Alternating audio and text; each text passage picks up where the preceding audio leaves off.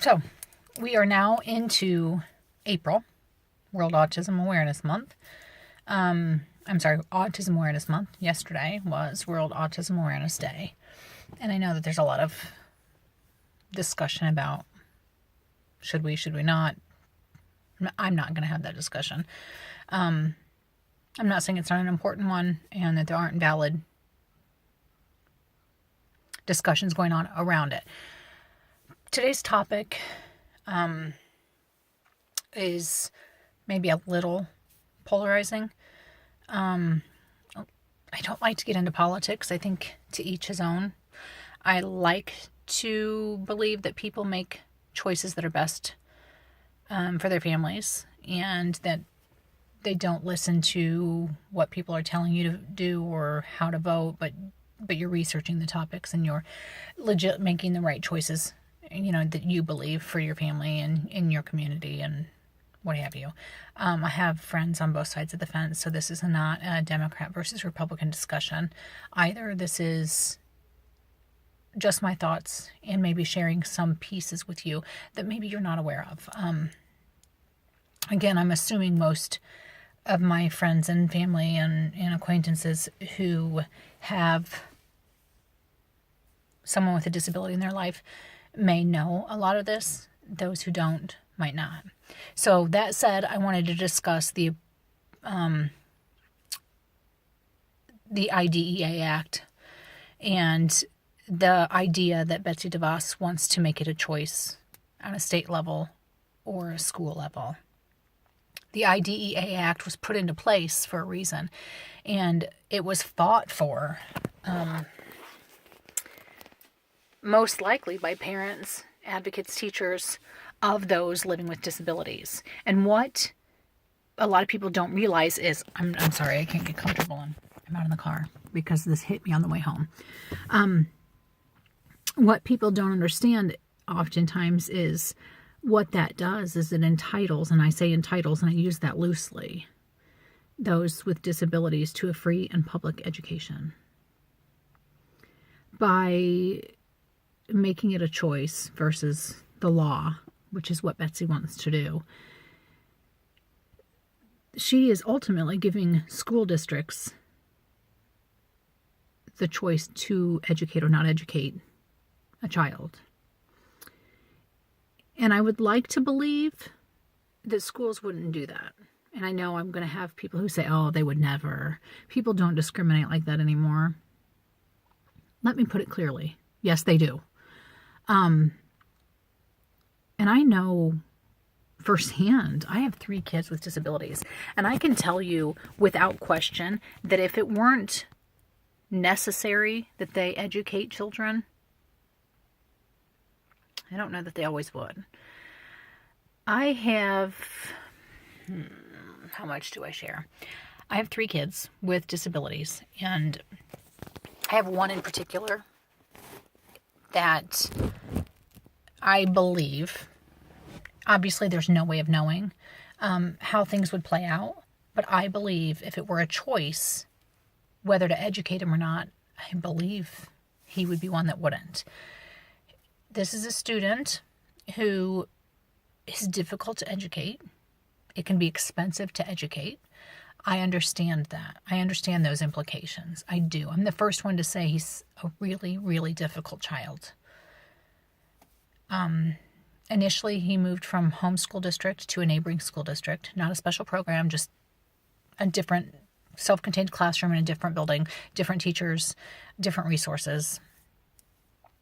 Where he was he was in home district for a couple of years, and then he was moved there for a couple of years and found some decent success, moved into middle school. Ironically enough, the principal said he was not like the other kids. Well, no, he's got an IEP, individual education plan, because he doesn't learn like other kids. He is not like other kids. Hello. However, that wasn't my school district. So arguing that fact with someone so close-minded, someone on a power trip really, but we won't even go into that, wasn't even worth it. And so we quickly had to move him from that program, from that school district, because it was a school district, it was a classroom. We had to move him then to a special education program. So this was our third district, our third program, our third placement, if you will, where he was for a few years. We knew almost immediately that this was not a good match for him. This wasn't the right place for him. But finding the right place and a spot for him was difficult. This is a kid who was Regents bound. So in New York, he was on grade level. You know, we were making accommodations and he might have been delayed in some aspects, but academically he wasn't. That wasn't the major concern. So we found a program that wasn't perfect, but we thought it would be a better fit than where he was at. So we moved him yet again, where he's been for a few years. And like I said, we thought we found a program that was better than where he was at, but probably not the perfect placement for him. And now we're coming to the conclusion that that's true. He's in a place where he's finding moderate success, but it's probably not the best place for him. So we're looking at yet another special education program setting to move him to. So you can see all of these movements for a child who's 15 years old.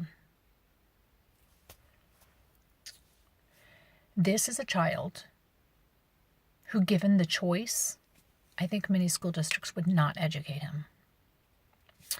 So here's the struggle with that. That puts parents in a place where they have no choice but to homeschool. Some parents don't have the ability, they don't have the time, they don't have the energy, they don't have the emotional stability to do so. That's a lot of pressure. They're also raising this child. What if that's a child who doesn't have that support at home? Then what? I'll wait. You got the answers, I'd love to hear them. Let's take it a step further. This is a kid. They grow, and eventually they become adults. Then what do we do with all of these students? This is one we're talking about. But if it's a choice, you and I both know one kid is not it. Doesn't stop at one. So what happens then to our society as a whole when we have large portions of adults living with disabilities who no longer have a formal education of any sort? Then what? Do we not understand the impact that has on us as a society, as a country? What then? Who takes care of this adult? Let's face it, parents aren't going to be around forever. You can't just say, well, his family. Some of us don't have family. My kids have my husband and I. After that, there isn't somebody to take care of them. If they're not educated, where does that leave them as an adult? They're not going to be able to work. They're not going to be able to take care of themselves. They're not going to be able to function in society. They're not. Education, a formal education, is a huge piece of that. What gives a school the right to say, yes, yes, yes, no? Think about it. Think about the implications of not educating someone. Or what if we just take away the free and public, free, appropriate public education piece of it? Who pays for that? Tell me. I'd love to hear. As a parent to 3 teenagers with special needs, where's that money come from? Do I pay to educate them or pay to have a roof over our head? As a society, I don't think we understand what Betsy DeVos could do to this country. So for my fellow special needs community, if you will. I know many of you. I have yet, in fact, honestly, if I'm being honest, I have yet to meet someone who is directly affected by disabilities that approves of her. But I still implore you, advocate, have your voice heard, make your elected officials understand what this could do. This could be detrimental, not just to our families, but to our communities. And if it starts in the communities, I guarantee that just snowballs into bigger, more impactful negativity on our society as a whole. If you are someone on the other side of this that doesn't have someone in their family with a disability, someone that isn't being impacted by this firsthand, research it. Look up the IDEA Act and FAPE, free appropriate public education. Look those up. There are numerous reputable websites that will provide you with information. Go to your state. Look at your state education site and see some of the things that involves, some of the things that entails. And then ask yourself, if that was your kid, if you'd be okay if that was a choice. Really. So, there you have it. I went on my rant. I was on my soapbox.